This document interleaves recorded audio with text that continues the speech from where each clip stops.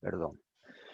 Entonces, directamente lo que estuvimos viendo y analizando en el diagrama eléctrico era que era el diagrama eléctrico de conexiones entre el módulo de control del motor, simbolizado acá con el K20, y en este caso los 4 inyectores de un multipunto, ¿sí? De una inyección, como dijimos, secuencial, por eso tenemos una señal del módulo hacia cada inyector, y recordamos también que los inyectores son electroválvulas, ¿sí? Que tienen una alimentación de 12 volt, y que tienen una excitación por pulso de masa o negativo proveniente del módulo de la unidad de control. Esas electroválvulas que constan de una bobina, ahora les voy a mostrar para que entendamos un poquito el principio de funcionamiento y después poder pasar a esto de las mediciones, constan de una bobina y esa bobina es lo que genera al tener alimentación, al tener la excitación correspondiente, va a generar un campo electromagnético que va a hacer que se desplace la aguja, ¿sí? Dentro del núcleo, ese campo electromagnético va a ser el desplazamiento de la aguja sobre el asiento o la salida del inyector, permitiendo la pulverización del combustible que está a presión sobre la rampa, donde están cargados o conectados físicamente los inyectores. Y la cantidad, dijimos, de tiempo que el inyector o que los inyectores van a permanecer abiertos van a ser controladas precisamente por el pulso del módulo. Y ese tiempo de inyección es lo que llamamos el tiempo de inyección, es lo que llamamos lo que se traduce en el caudal o cantidad de combustible inyectada.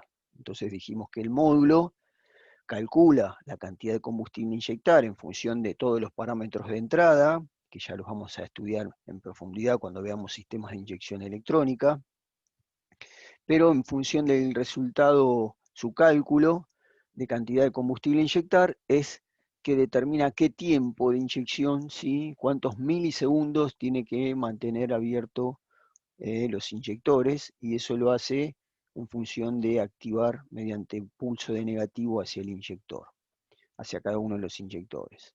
Asimismo, si necesito más combustible y el tiempo de inyección ya está en el máximo programado, el módulo va a aumentar la cantidad de pulsos por unidad de tiempo, es decir, va a trabajar sobre la frecuencia del pulso de inyección. De esa manera tengo en el mismo tiempo más pulsos y también de esa manera aumento el caudal o la cantidad de combustible a inyectar. Pero bueno, vamos a profundizar en eso y en el análisis, como les decía la clase pasada, también cuando retomemos sobre sistemas de inyección electrónica, en segundo año, ahí vamos a estar profundizando sobre estas lógicas de gestión electrónica sobre estos sistemas electrónicos, ¿sí? Gestionados en el motor, no solo la inyección, sino toda la electrónica que tenemos hoy presente en el parque automotor, ¿sí? A través de, globalmente, a través de todas las terminales o fábricas automotrices. Simplemente acá entonces habíamos analizado que tengo una alimentación proveniente de un fusible, esta caja de fusible, este fusible de 15 amperes, veo que alimenta, entre otras cosas, porque para acá esto indica que sigue el circuito, pero bueno, entre otras cosas alimenta los inyectores con 12 volt, y como dijimos, el negativo va a ser provisto por la unidad de control en función del cálculo realizado. Hasta acá y de este circuito, y que es lo último que habíamos analizado, ¿hay alguna duda, alguna consulta? ¿Algo que haya quedado en particular? Profe, yo porque o sea, no me acuerdo qué eran las dos flechitas así opuestas. ¿Qué Ok, serían ese símbolo? esto simboliza que esta bobina acciona sobre una electroválvula, es decir, simboliza que esto va a permitir una apertura o un paso, ¿sí? De un caudal, en este caso de combustible. Tenemos electroválvulas de aire, tenemos electroválvulas de gas, dependiendo del sistema en el cual trabaje un vehículo o trabaje la electroválvula, es lo que va a permitir el paso. Las flechitas indican la apertura y cierre, es decir, que estas flechas se corren una hacia arriba y otra hacia abajo y permite que se abra y se cierre el paso, en este caso, del combustible. Se hace el símbolo de la electroválvula, ¿sí? Una bobina y un par de flechitas que indican la apertura y cierre del pasaje, en este caso, del combustible. ¿Está bien? Sí, profe, gracias. No, de nada. Bien, ¿alguna otra consulta, chicos? ¿Alguna duda sobre este diagrama? Mientras tanto, yo voy a pasar a compartir ahora. Bueno, primero les voy a mostrar, a ver si lo tengo aquí a mano, les voy a mostrar el principio de funcionamiento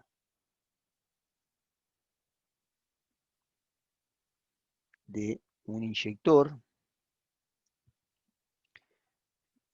Vamos a compartir aquí. Compartir.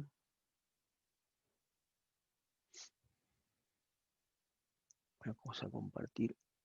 Me avisan cuando estén viendo, por favor. Ahí me tendrían que estar viendo incluso a mí. ¿Me están viendo ahí en pantalla? Sí, profe. Bien, excelente. Bueno, entonces, vamos a ver. Ahí tenemos lo que vamos a hacer ahora. Aguárdenme un instante porque voy a facilitar de esa manera. Yo estoy viendo aquí en el monitor para asegurarme que vean bien la lógica de funcionamiento. Se lo voy a ampliar. Ahí, ¿están viendo el motor en corte? Sí, Bien, excelente. Entonces lo que vemos acá, lo que vamos a ver representado acá, de la mayoría de los componentes o los componentes más comunes o usuales que aparecen en el sistema de inyección electrónica, tenemos aquí en corte en una inyección simple, una inyección indirecta. Fíjense que el inyector está aquí arriba, inyectando sobre la válvula de admisión, ¿sí? Por eso la inyección es indirecta. Si tuviéramos una inyección directa, estaríamos inyectando con el inyector directamente en la cámara de combustión, ¿sí? Como tenemos hoy en día también en vehículos nafteros. Y bueno, tenemos en el corte representado algunos de los sensores que intervienen en el cálculo de la inyección, ¿sí? Nosotros nos vamos a abocar hoy exclusivamente al actuador que es el inyector, que como dijimos es la electroválvula, que comandada eléctricamente va a provocar la inyección del combustible sobre la válvula de admisión y al momento de ingresar el aire al cilindro va a ingresar esa mezcla lo más homogénea posible. De esa manera tiene que generarse la mezcla, por eso el inyector va a pulverizar finamente el combustible y luego se produce el proceso, digamos, de la combustión de manera normal en este corte de este motor simulado de combustión interna. Tenemos por aquí el sensor MAF o sensor de flujo o masa de aire ingresado, por aquí un potenciómetro que va a estar midiendo la posición de la mariposa de acelerador, que es la que está aquí. Por aquí arriba tenemos un sensor IAT que va a medir la temperatura del aire para corregir precisamente la densidad de aire en función de a qué temperatura ingresa. Bueno, aquí está un sensor de líquido refrigerante, ¿sí? Un Profe, ¿cómo se llama termosensor. lo que corrige la densidad de aire? El que corrige la densidad de aire es el sensor IAT o sensor de temperatura de aire de admisión, ¿sí? Gracias. Por aquí tenemos un sensor de detonación que permite detectar precisamente cuando hay detonaciones de motor o pistoneo para poder corregir, entre otras cosas, el avance del encendido, también la mezcla, ¿sí? Más abajo un sensor inductivo que está leyendo sobre esta rueda fónica en el volante del motor, las RPM y la posición del punto muerto superior, ¿sí? Bien, algunos elementos en conjunto, por acá arriba va a haber un sensor de árbol de leva, indicando la posición del árbol de leva, ¿sí? Sobre el árbol de leva, y por aquí, por supuesto, en el escape, la manera de detectar oxígeno o concentración de oxígeno en el escape, ¿sí? Una sonda convencional, una sonda plana, después también vamos a profundizar sobre eso, y en el centro aquí la bujía que va a estar generando la chispa accionada por una bobina, en este caso seguramente una bobina individual. Es decir, son algunos de los sensores o elementos principales que van a estar de alguna manera informando al módulo, entre otras cosas, para que el módulo pueda hacer un cálculo, un procesamiento de sus señales y un cálculo, en definitiva, del tiempo de inyección o la cantidad de combustible a inyectar. Esa es la idea. Bien, vamos a ver qué pasa entonces exclusivamente con el inyector, ¿sí? Es decir, resaltamos entre todos los elementos en el mismo corte el componente en el cual vamos a estar analizando y viendo sus mediciones y controles sobre el circuito, esto que decíamos la vez pasada, medir su impedancia, medir el ancho de pulso, ver qué ocurre con el pulso, por ejemplo, cuando no hay pulso en la bobina, ver qué ocurre con el pulso de inyección, es decir, cuál es la lógica de funcionamiento y las estrategias que la unidad de control lleva a cabo en cada uno de los casos, ¿sí? En el diagrama eléctrico, o en el esquema eléctrico, ¿sí?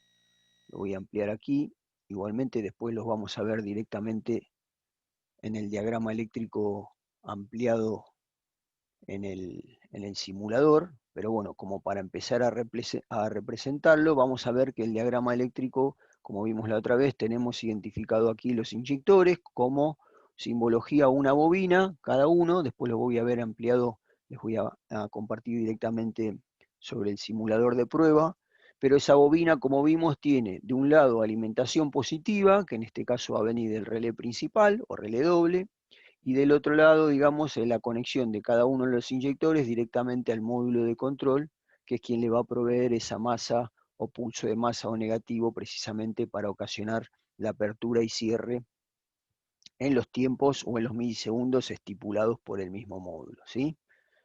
Ya vamos a pasar a las mediciones y controles. Quiero mostrarles primero esto que hablábamos de qué consta un sistema o un inyector de los de inyección indirecta prácticamente o básicamente, ¿sí? Lo que voy a hacer, un segundito, porque voy a cortar aquí, que está en contacto, así me quita un poco de sonido. Quiero pasar al circuito anterior. Ahí, a ver si puedo cortar de aquí el contacto. Ahí está. Porque escucho cargar la bobina.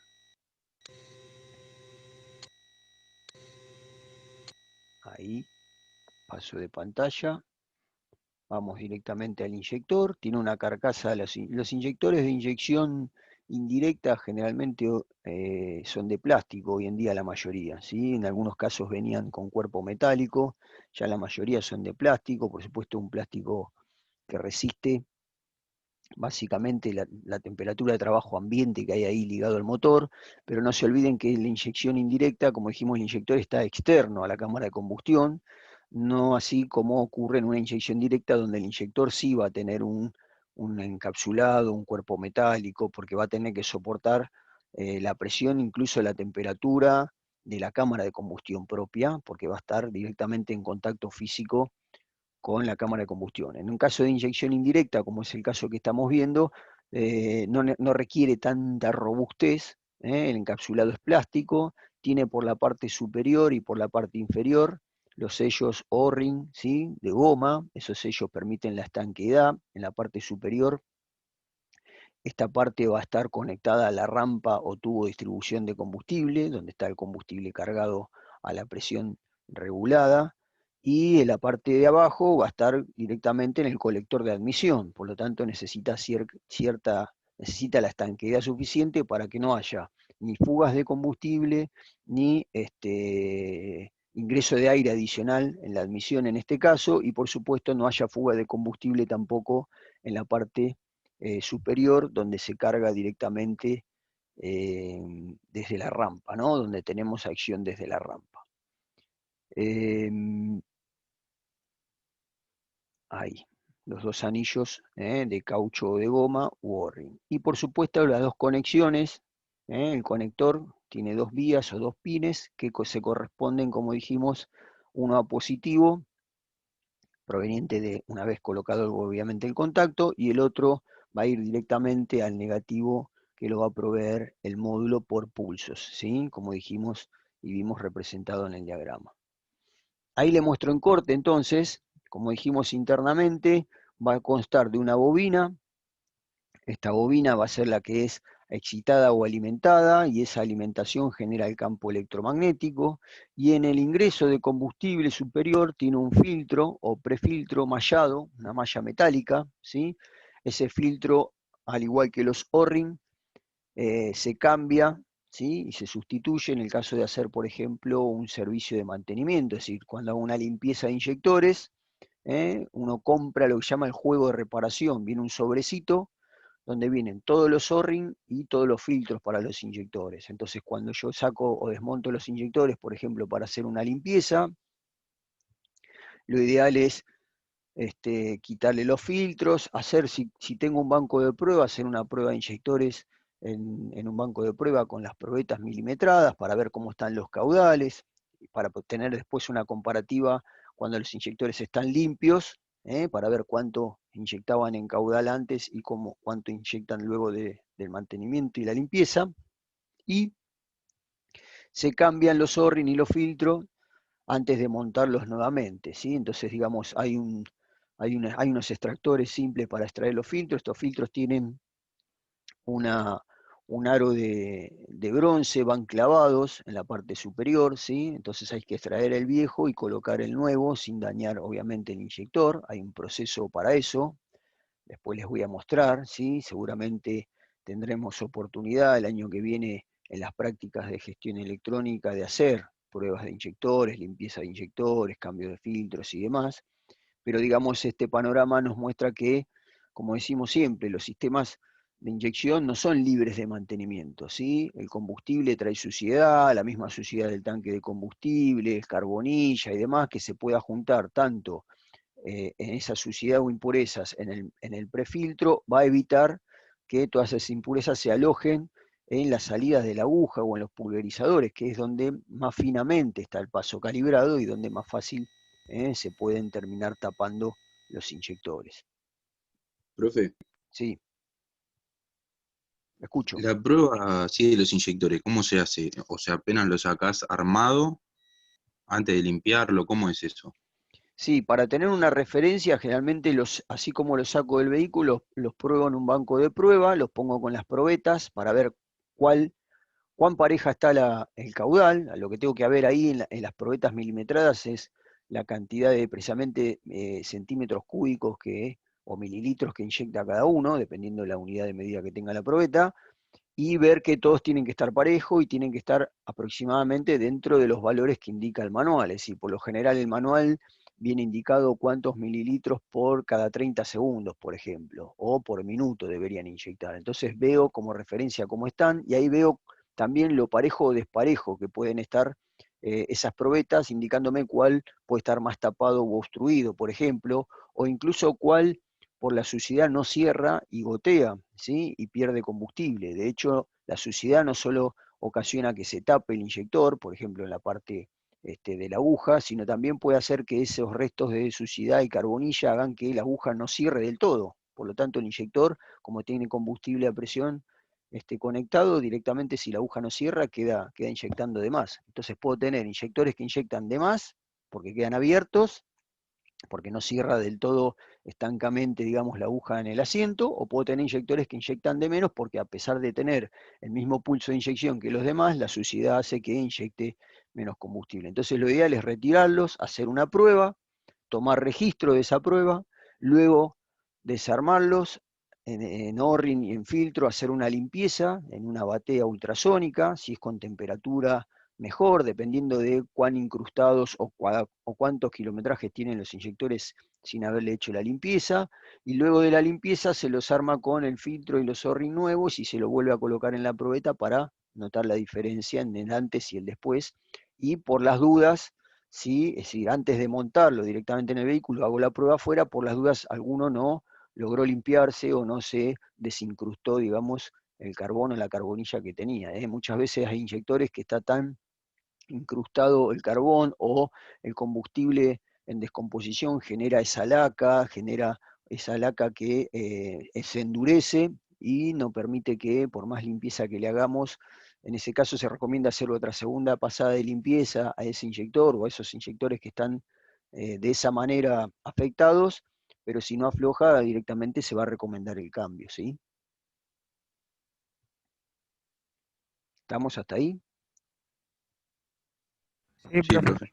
Excelente, excelente. profe. Bueno, aquí el corte de la bobina también, entonces la bobina está cortada para que veamos en el interior lo que ocurre en el interior de la bobina. El núcleo, ¿sí? Que es el que se va a Profe, desplazar, ¿sí? le habían hecho una pregunta en el chat. Perdón, no estaba mirando el chat, a ver qué dice. Nacho dice, ¿Cada cuánto se cambian o revisan los inyectores? Bien, el periodo de mantenimiento del sistema de inyección, por ejemplo, no está en inyecciones en mantenimiento programado de las terminales automotrices, no figura en el mantenimiento programado, pero porque eso depende también del uso, de la calidad del combustible, es decir, hay muchas cuestiones que afectan a eso. Generalmente se recomienda hacer un servicio de inyectores por lo menos a los 50.000 kilómetros, ¿sí? Algunos vehículos a los 30.000, pero eso va a depender también del tipo de uso, ¿sí? En los manuales a veces aparece la diferencia entre uso normal y uso severo. Es decir, si un vehículo, por ejemplo, es de transporte de pasajeros y tiene mucho más kilometraje mensual, se recomienda hacerlo cuanto antes, ¿sí? Pero el mantenimiento solamente del sistema de alimentación de combustible no es solamente limpiar inyectores, sería limpiar los inyectores, por supuesto cambiar filtro de aire y de combustible, por supuesto limpiar la admisión, lo que es el cuerpo de mariposa, si tiene actuador de ralenti o lo que llamamos motor paso a paso, también desarmar y limpiar, es decir, es tratar de restituir un poco el rendimiento general del sistema. Y parece mentira, pero el vehículo y el motor cambia, ¿sí? Es decir, la diferencia es el día y la noche, ¿sí? Simplemente con hacer este mantenimiento de limpieza, de cambio de filtros, y es muy notorio, no solo en el andar, sino que también en el consumo del combustible, ¿eh? No se olviden que un inyector que está perdiendo y que no cierra bien, un inyector además de tener más gastos, o sea, consumir más combustible, provoca también fallos por mezcla excesivamente rica, ¿eh? Y lo mismo si el inyector está tapado o sucio, provoca obviamente pérdida de potencia, fallas en el motor, fallas en el encendido, porque la mezcla no es homogénea ni en la proporción que corresponde, entonces también el encendido como consecuencia es afectado. Entonces, un poco, digamos, el mantenimiento es en sí. Si pensamos en un manual original, hablando de encendido, por ejemplo, en inyecciones de hoy en día, recomiendan, por ejemplo, un cambio de bujías a los 80.000 kilómetros, algunos vehículos, algunos fabricantes, a los 100.000 otros, con bujías, por ejemplo, obviamente de última generación, de iridio y demás. En esos 80.000 ya tendríamos que por lo menos haber hecho una limpieza de inyectores. Por eso hablamos entre 30.000 y 50.000 kilómetros, siempre se recomienda hacer una limpieza. Obviamente, como dije, hay muchos factores que van a afectar a que la necesidad de este mantenimiento sea antes o después, ¿no? Calidad del combustible, tipo de uso del vehículo, etcétera, etcétera, ¿sí? ¿Está respondido ahí, Nacho?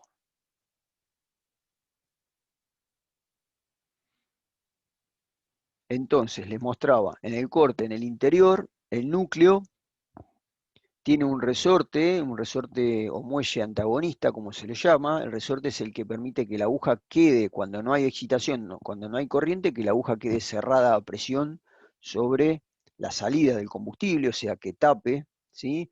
Y la fuerza del campo electromagnético que va a generar la bobina tiene que vencer a este resorte, vence a este resorte cuando el inyector es alimentado para que la aguja se levante del asiento, ¿ok? Del asiento de cierre.